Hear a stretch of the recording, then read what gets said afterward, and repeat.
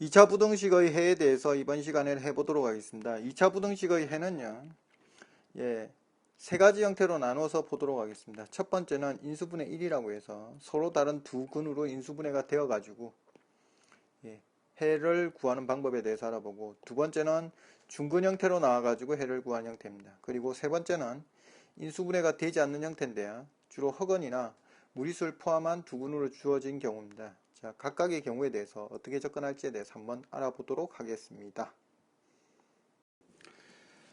자, 인수분해 1에서는요, 인수분해 가능해서 서로 다른 두 실근을 가지는 경우에 대해서 볼 건데요.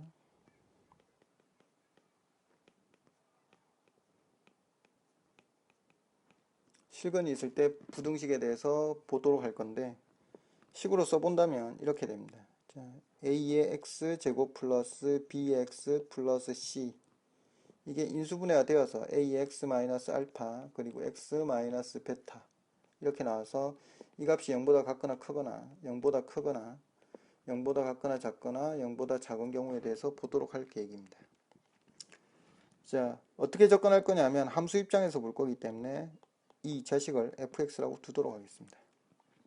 자, 그럼 일단 그래프를 그려놓고요, 부등식 문제를 해결해 보도록 하겠습니다. 자, 알파, 베타 그리고 이차함수 4개를 그리도록 하겠습니다. 되도록이면 싹 다 그리는 연습을 해가지고 이해하시는 게 낫습니다. 책은 대부분 다 표 형태가 많이 제시되는데요, 표는 바로 보기 때문에 잘 이해가 안 가는 경우가 많기 때문에 직접 모든 경우를 다 확인해 보시는 게 훨씬 더 효과적입니다. 자, 그럼 첫 번째, a의 x-알파, x-베타가 0보다 같거나 큰 영역을 찾아보도록 하겠습니다. 그럼 보시면 이렇게 됩니다.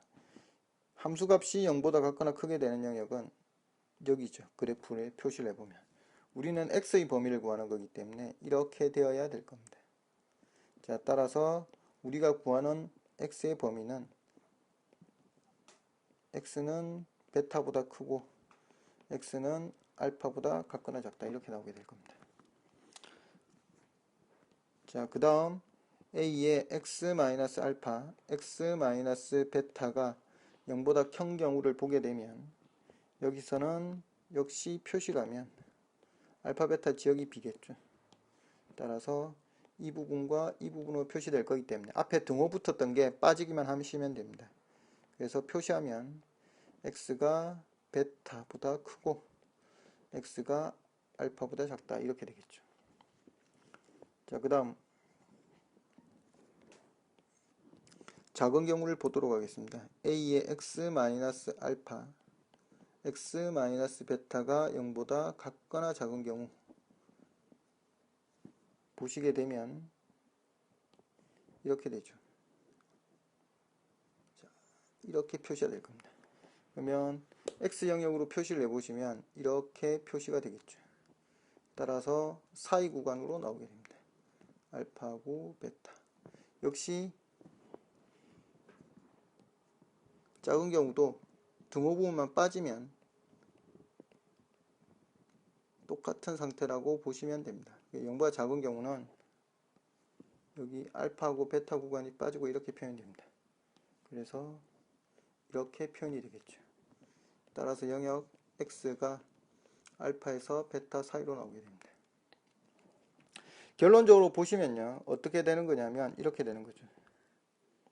이 두 개는, 즉 크다라고 나왔을 때는 베타 큰 값입니다.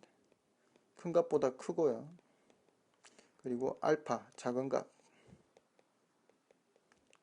값보다 작은 영역으로 나온다. 이렇게 보시면 되고, 그리고 여기처럼 사이로 나왔을 때는 두 근 사이에 존재하게 됩니다.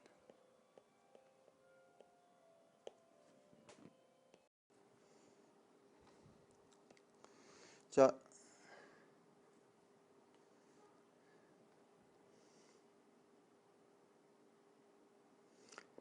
인수분해 2로 들어가도록 하겠습니다. 인수분해 2에서는요, 자, 어떤 내용에 대해서 배우게 되느냐면 중근으로 주어진 경우입니다. 중근으로 주어졌다는 말은 이제 주어진 식이 이렇게 되겠죠. a의 x제곱 플러스 b의 x 플러스 c가 뭐라고 주어지느냐면 a의 x 마이너스 알파의 제곱 이런 형태로 주어집니다. 그 상태에서 0보다 크거나 또는 같거나 또는 0보다 작거나 같거나 0보다 작은 경우에 대해서 알아보자 이런 뜻인데요. 책에서는 그냥 일반적으로 표 형태로 주어지는데 사람들의 이해도가 굉장히 떨어지는 편이기 때문에 직접 여러 가지 경우를 싹 다 그려놓고 확인해 보시는 게 가장 효과적입니다. 그래서 앞과 같이 총 4개의 그래프를 한번 그려보도록 하겠습니다. 자, 이렇게 X축에 접하는 알파에서 접하는 그래프 4개를 그려줍니다.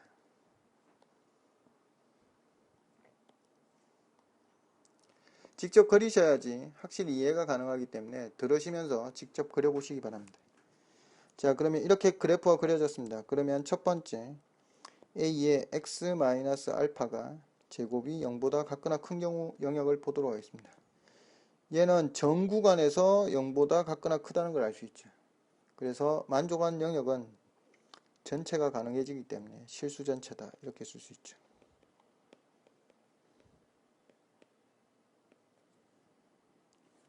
자, 두 번째 경우 보도록 하겠습니다. 두 번째 경우는 그림을 그리시면 이렇게 되어서 중간이 비게 됩니다. 그래서 영역은 이렇게 될 건데요. 자, 밑에 걸 안 썼군요. 먼저 쓰면 a의 x-알파의 제곱이 0보다 큰 경우입니다. 그래서 알파 영역에서만 빠지게 되죠. 따라서 여기서는 x 이꼴 알파 제외한 모든 실수가 됩니다. 자, 그 다음에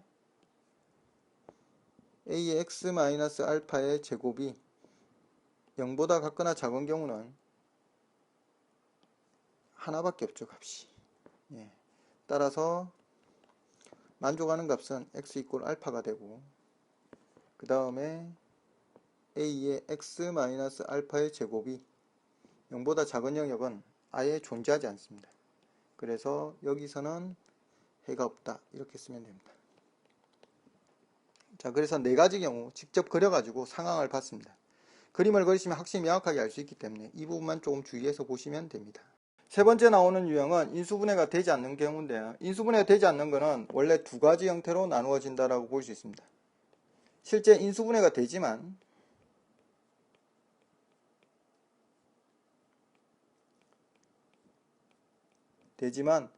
무리수로 주어져 있어서 인수분해가 안 되는 것처럼 보이는 경우입니다.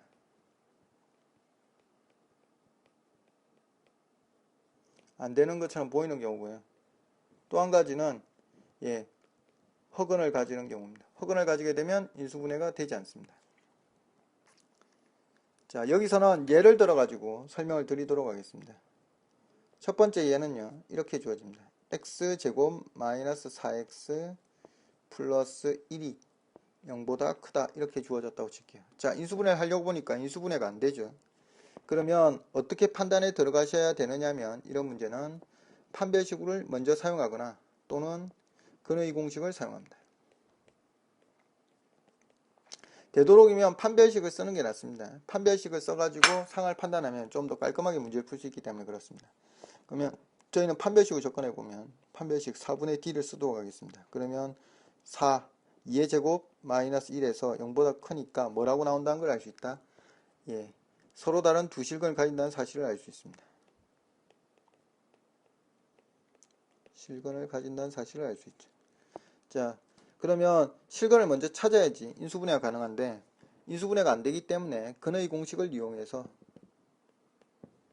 실근을 찾아봅니다. 근의 공식을 사용하면 2의 플러스 마이너스 루트 2의 제곱 마이너스 1에서 실제 두 근은 2 플러스 루트 3하고 2 마이너스 루트 3 두 개가 나오게 됩니다.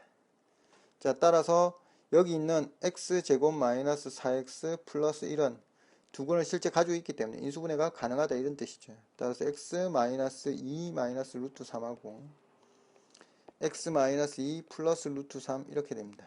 그래서 이 값이 0보다 크다 이렇게 나오기 때문에 그래프로 그려보시면 이렇게 되죠. 이렇게 되어서 여기가 2 마이너스 루트 3, 2 플러스 루트 3 이렇게 됩니다. 자, 그리고 0보다 크다라고 했기 때문에 0보다 큰 영역은 여기서 이렇게 되겠죠. 따라서 우리가 구하는 실제는 x가 2 플러스 루트 3보다 크고 x가 2 마이너스 루트 3보다 작은 이 영역을 만족한다는 의미가 됩니다. 자, 되셨죠? 자, 그 다음 두 번째 겁니다. 자, 두 번째는요, 허근을 가진 얘인데요. x제곱 마이너스 4x 플러스 5가 0보다 크다라고 주어졌습니다.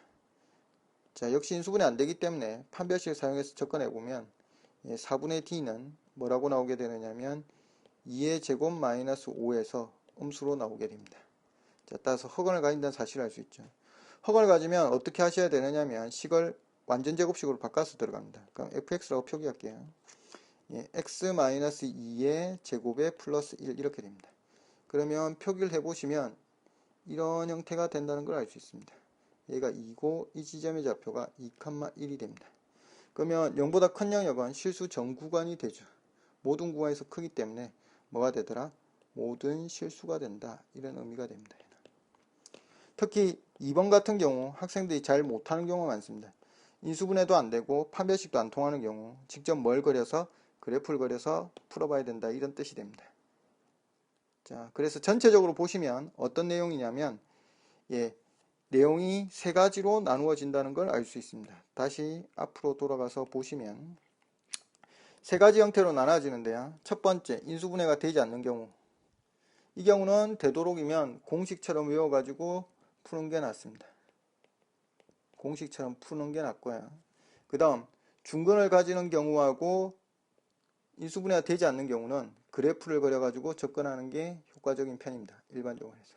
그리고 학교 선생님들이 좋아하는 영역은 2번이나 3번 영역, 특히 3번 영역을 굉장히 좋아하는 편이다. 그렇게 보기 때문에 3번과 관련된 내용에 대해서 잘 알고 계셔야 됩니다. 다시 한번 강조하면 일단 인수분해가 되는지를 알아보고 안 되면 뭐로 한다?